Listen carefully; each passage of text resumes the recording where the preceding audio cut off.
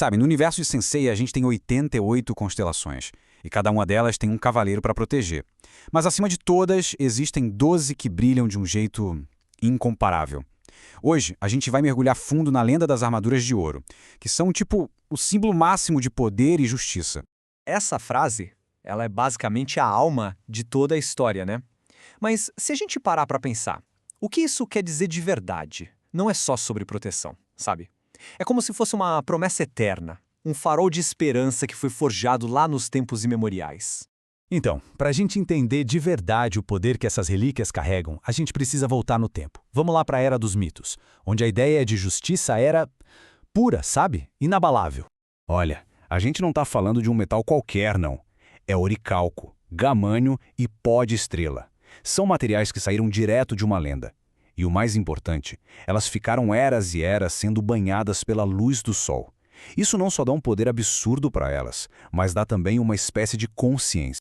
E é aqui que está o pulo do gato. Uma armadura de ouro não é um objeto, ponto. Ela é uma entidade viva. Ela escolhe quem vai vestir, ela julga essa pessoa e, se precisar, ela abandona. A armadura é a verdadeira guardiã da justiça, muito acima de qualquer cavaleiro. Só que, como em toda grande lenda, né, essa perfeição não durou para sempre. Aquela luz dourada que protegia o santuário, ela foi manchada. E o pior, por uma traição que veio de dentro, corrompendo o próprio símbolo da justiça. E essa corrupção toda criou uma dualidade que é chocante. Pensa só, de um lado a armadura de Gêmeos, que acabou sendo usada por um tirano e se tornou um símbolo de poder totalmente distorcido. Do outro, a de Sagitário, que mesmo sem o seu mestre, agiu por conta própria para ser a guardiã da esperança, protegendo a pequena Atena. É a mesma origem, mas, nossa, dois destinos completamente opostos.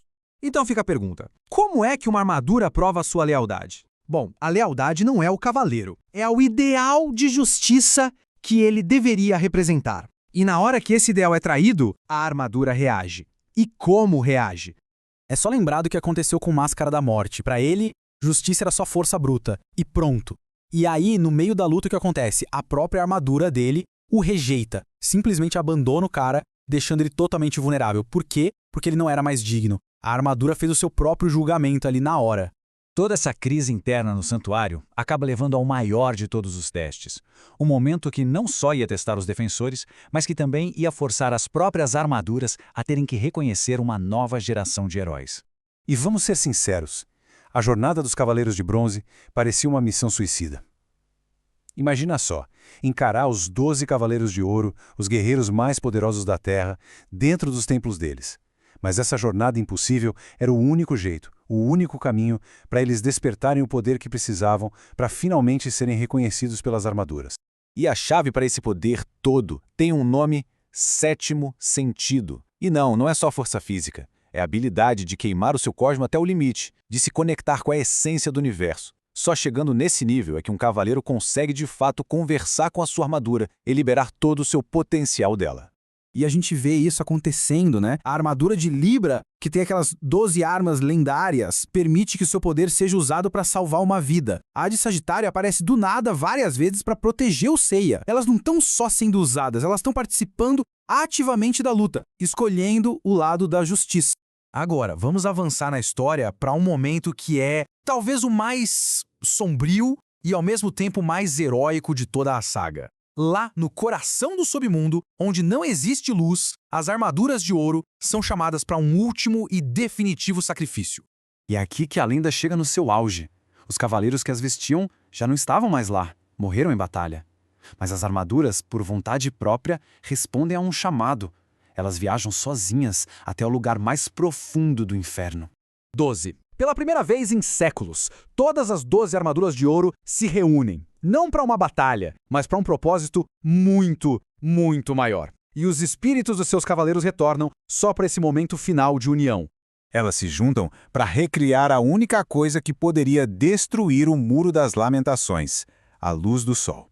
E num ato de sacrifício supremo, os 12 cavaleiros e suas armaduras se pulverizam, abrindo caminho para a esperança no lugar mais desesperador que se pode imaginar. Mas a lenda não acaba com destruição. Pelo contrário, Da poeira das estrelas elas renascem, lá nos Campos Elíseos. Depois de serem banhadas pelo sangue divino de Atena, elas transcendem todos os seus limites e alcançam um novo nível de existência.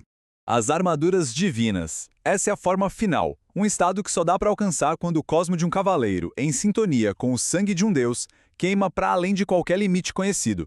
É, basicamente, a evolução definitiva. E a transformação é absurda.